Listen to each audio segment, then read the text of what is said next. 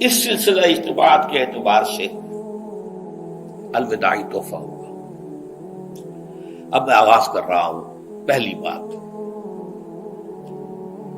اس سبب میں 3 باتیں مجھے کہنی ہیں. سب سے پہلی بات یہ کہ زندگی کی سب سے بڑی حقیقت موت ہے. ہم بھلائے رکھتے ہیں، اپنے ذہن سے اسے دور رکھتے ہیں،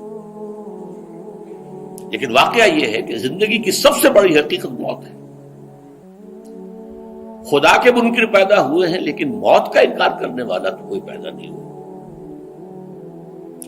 اس لیے میں نے آیت آپ کو سنائی، کل نفس ذائقۃ الموت.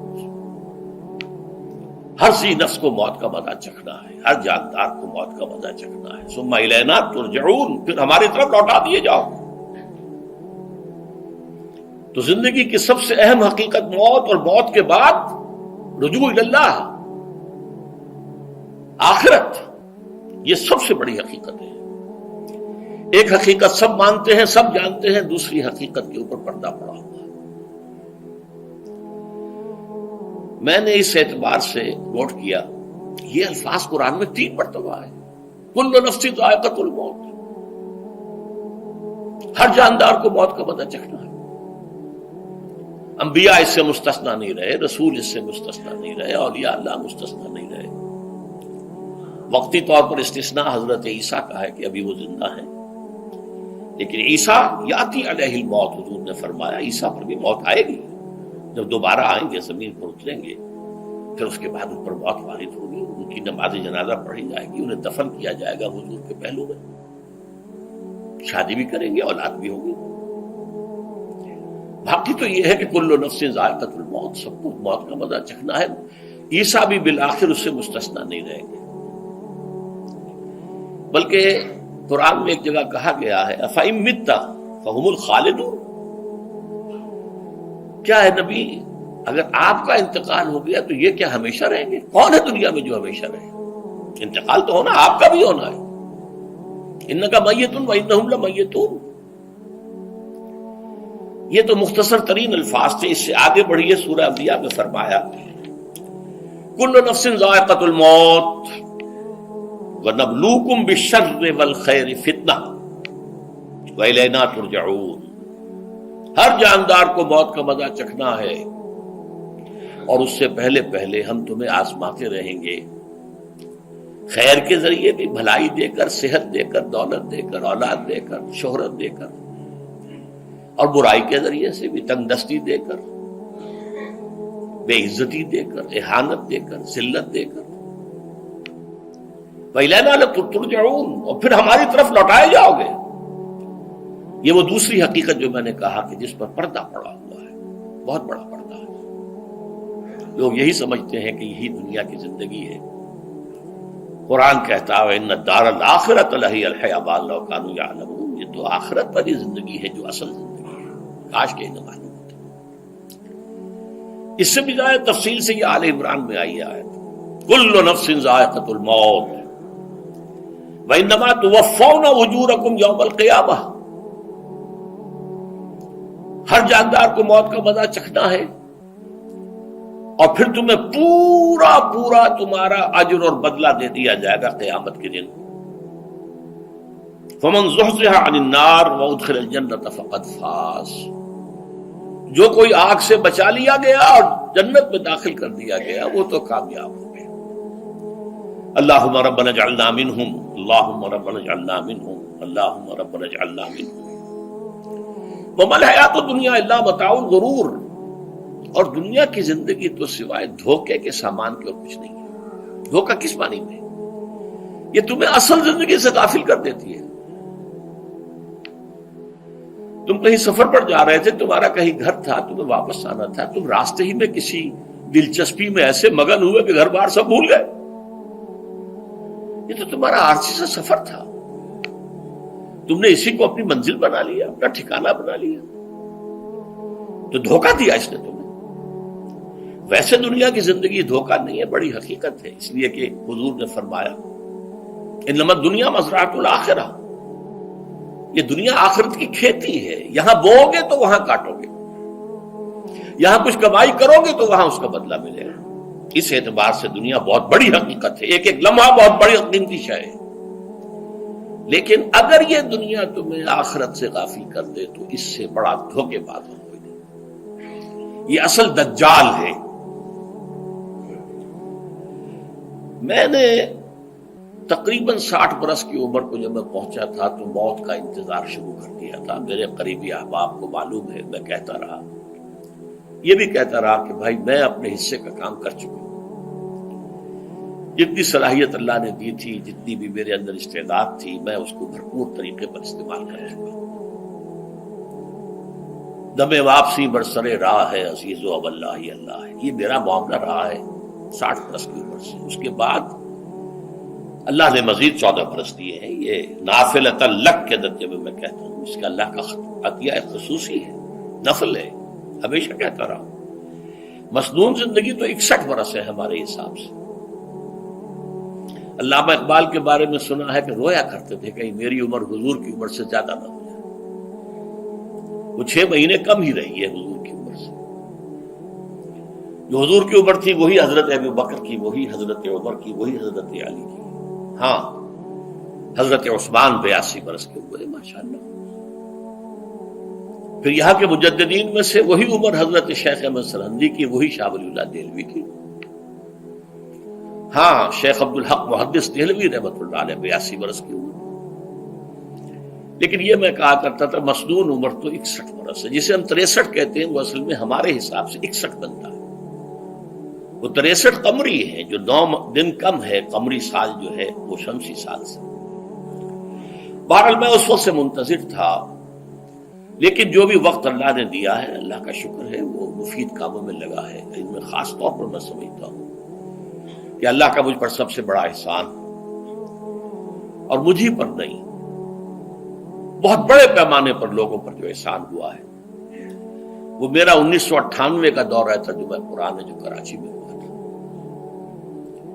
1998 کے مارچ میں میرا بڑا آپریشن ہوا، دونوں گھٹنے تبدیل کیے گئے، لیکن 98 کے آخر میں، حالانکہ میں چل نہیں سکتا تھا، کراچی میں مسجد جو ہے اونچی ہے، دوسری منزل پر ہے، تو خاص ریمپ بنایا گیا جس کے ذریعے میں ویل چیئر پر مجھے لے جایا جاتا تھا۔ میں نے درس دیا۔ اس درس کی گزشتہ چند سالوں سے پوری دنیا میں جو گونج ہوئی ہے اللہ کے فضل و کرم سے، اللہ کا کوئی حکمت خداوندی اس کے ساتھ وابستہ ہے۔ اس میں میرے کسی کام کو دخل نہیں ہے، میری کسی کوشش کو دخل نہیں ہے۔ میں نے تو جو درس میں دیتا آ رہا تھا سن 85 سے، دورہ ترجمہ قرآن، البتہ یہ بات ضرور ہے کہ میں نے محسوس کیا تھا کہ سن 98 کے اس درس میں دورہ ترجمہ قرآن کے مجھے خصوصی انشراح حاصل تھا۔ میری ساری گفتگو کا حاصل کیا ہے؟ دیکھیے، نظریاتی تحریکوں کا تعلق اشخاص سے نہیں ہوتا، ٹھیک ہے، کوئی اس کا داعی ہوتا ہے، کوئی اس کا مؤسس ہو جاتا ہے، کوئی اس کا آغاز کرنے والا ہوتا ہے، لیکن نظریاتی تحریک افراد سے وابستہ نہیں ہوتی۔ افراد آتے چلے جاتے ہیں اپنا اپنا حصے کا کام کر کے، جس کو جتنا مقدر ہے، جس کی اللہ تعالیٰ کی طرف سے توفیق ہے، وہ اپنا کام کرے گا، چلا جائے گا۔ یہ چمن یوں ہی رہے گا اور ہزاروں جانور اپنی اپنی بولیاں سے بول کر اڑ جائیں گے۔ مبارک ہیں وہ لوگ جنہیں قرآن کی بولی بولنا نصیب ہو جائے۔ وَإِنْ يَحْسَبُ أَنِّي مِنْهُمْ، مجھے گمان ہے، اللہ کا فضل ہے کہ میں ان میں سے ہوں، میں نے قرآن کی بولی بولی ہے، اور قرآن مجید کو جیسا کہ وہ ہے، ایز اٹ از، اپنے کو مذمومہ خیالات، اپنے کوئی ذہن سے زائدہ نظریات کو میں نے اس میں دخل نہیں دیا، جسے انگریزی میں آپ آبجیکٹیولی کہتے ہیں، خالص معروضی طور پر قرآن کو پڑھا ہے، قرآن کو قرآن سے سمجھا ہے، یا پھر سیرت رسول سے سمجھا ہے۔ میں لفظ سنت کی بجائے سیرت استعمال کر رہا ہوں۔ قرآن مجسم حضور تھے صلی اللہ علیہ وسلم، اور حضور کی سیرت اور حیات جو ہے وہ قرآن مجید کی اصل تفسیر ہے۔ یہ حقیقت بھی بہت کم لوگوں کے علم ہے۔ وہ احادیث کا نام تو لیتے ہیں، احادیث بھی ہے، سیرت بھی تو احادیث ہی سے ہمیں ملتی ہے، لیکن میں خاص طور پر سنت یا حدیث کی بجائے سیرت کا لفظ استعمال کرتا ہوں۔ قرآن کی 2 سورسز ہیں، قرآن خود اور سیرت رسول صلی اللہ علیہ وسلم۔ بہرحال انشاءاللہ العزیز یہ کام بڑھے گا، چلے گا، یہ میں ابھی بعد میں عرض کروں گا۔ دوسری بات جو میں نے آیت پڑھی آپ کو، وَمَن نُعَمِّرْهُ نُنَكِّسُ فِي الْخَلْقِ أَفَلَا يَعْقِلُونَ، بہت بڑی حقیقت زندگی کی یہ بھی ہے، جس کی ہم عمر زیادہ کر دیتے ہیں اس کی خلقی صلاحیتوں میں کمی کر دیتے ہیں۔ موٹی بات ہے، بڑھاپا آئے گا، ہمیشہ کی مانی ہوئی بات ہے۔ اگرچہ جوانی میں آدمی بڑھاپے کا تصور نہیں کرتا، لیکن بڑھاپا آنا ہے، یہ بھی ایک حقیقت ہے موت کی طرح۔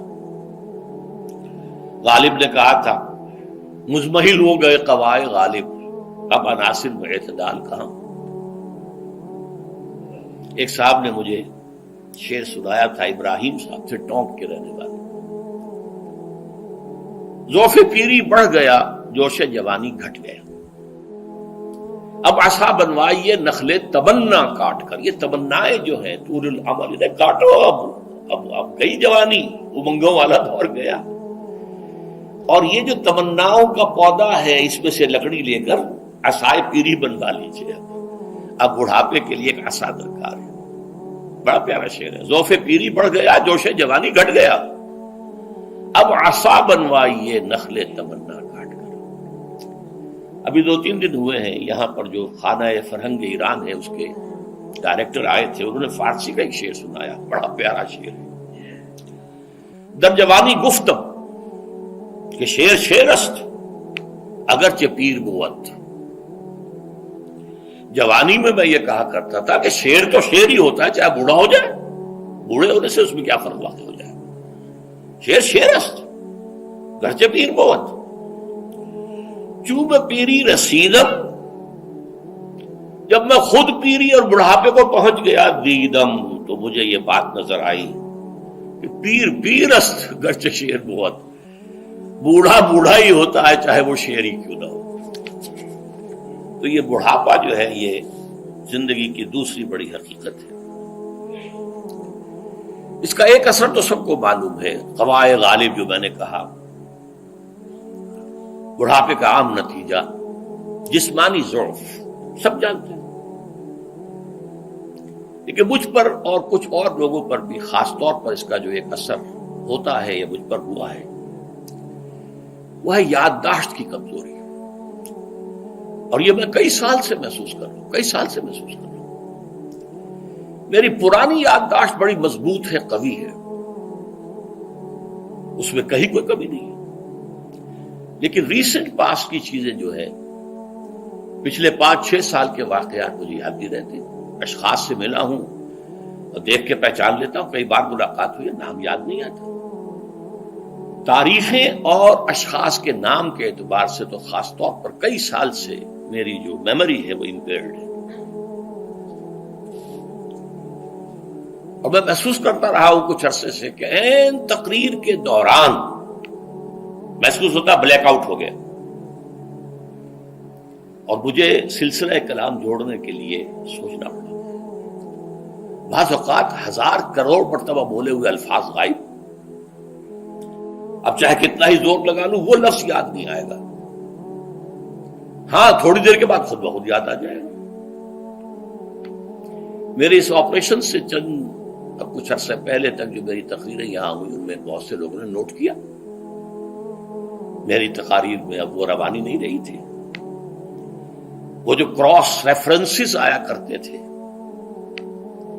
جس کی بنا پر ایک مولانا عبد الکریم پاریخ صاحب تھے ناگپور کے، انڈیا کے، مولانا علی میاں کے وہ خلفاء میں سے، انہوں نے تفسیر بھی لکھی ہے قرآن کی، وہ ایک مرتبہ لاہور آئے تھے تو مجھ سے بھی ملاقات ہوئی، میرا درس بھی سنا، پھر یہاں وہ ایک دینی ادارے میں گئے، وہاں میرے خلاف باتیں ہو رہی تھی، تو انہوں نے کہا بھائی اس شخص کی کیا بات کرتے ہو، اس کے سامنے تو معلوم ہوتا ہے کہ قرآن کھلا ہوا ہے، جہاں سے چاہے لے لے، پھول کھلے ہیں گلشن گلشن، لیکن اپنا اپنا دامن، تم کیا بات کر رہے ہیں اس کے بارے میں۔ تو عبد الکریم پاریخ صاحب کی وہ جو تاثر تھا وہ صحیح تھا، کراس ریفرنسز کا آنا، القرآن یفسر بعضہ بعضا، اس میں بہت کمی آ گئی۔ بہرحال اس کے علاوہ تیسری چیز ہوتی ہے بڑھاپے میں ریزسٹنس کی کمی کی وجہ سے عوارض. بلڈ پریشر کا میں مریض ہوں اور کوئی 25 برس سے ہوں، شوگر کا میں مریض ہوں اور کوئی 5 برس سے ہوں. ایک خاص برس جو مجھ پر آیا ہے آج سے 4 سال پہلے،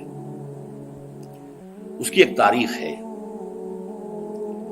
یہ جو امراض دماغی کے ماہرین ہیں یہ کہتے ہیں کہ ایک مرض ہے بائی پولر ڈپریشن.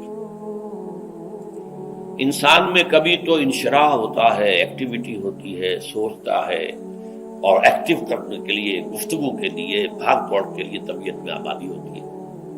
کبھی وہ بجھ سا جاتا ہے، کبھی وہ حرکت کرنے کو جی نہیں چاہتا، پڑا رہے کسی کونے میں، سو جائے.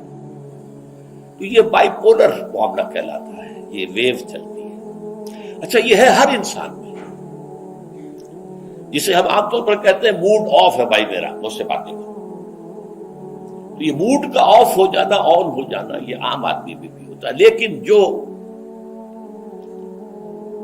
اللہ کے کسی فضل و کرم سے زیادہ ذہین ہو، زیادہ حساس ہو، ان میں پھر یہ جو ویو ہے یہ زیادہ اونچائی زیادہ نیچائی، زیادہ اونچائی زیادہ نیچائی، اور اس کو پھر ہم کہتے ہیں مرض، بائی پولر. یہ ہمارا خاندانی مرض ہے. والد صاحب کا تھا، بڑے بھائی اظہار احمد صاحب کو ہوا، میری بڑی ہمشیرہ کو ہوا. عام طور پر اس کی عمر ہوتی تھی 3 تجربے مجھے ہیں. والد صاحب کو 13 برس میں نے اٹینڈ کیا ہے اس بیماری میں، سن 52 سے 65 تک جب کہ ان کا انتقال ہوا. تو یہ عام طور پر شروع ہوتا ہے 50 برس کے لگ بھگ. میری عمر جب 50 برس کے لگ بھگ ہوئی تو مجھے کئی مرتبہ محسوس ہوا کہ میری تقریر کے دوران سوئچ آف ہوتا ہے. ایک مرتبہ سن 70 میں میری یادداشت کئی گھنٹوں کے لیے بالکل ضائع ہو گئی. اس کا میں نے تذکرہ کیا ہوا، میری کتاب ہے حساب کم و بیش.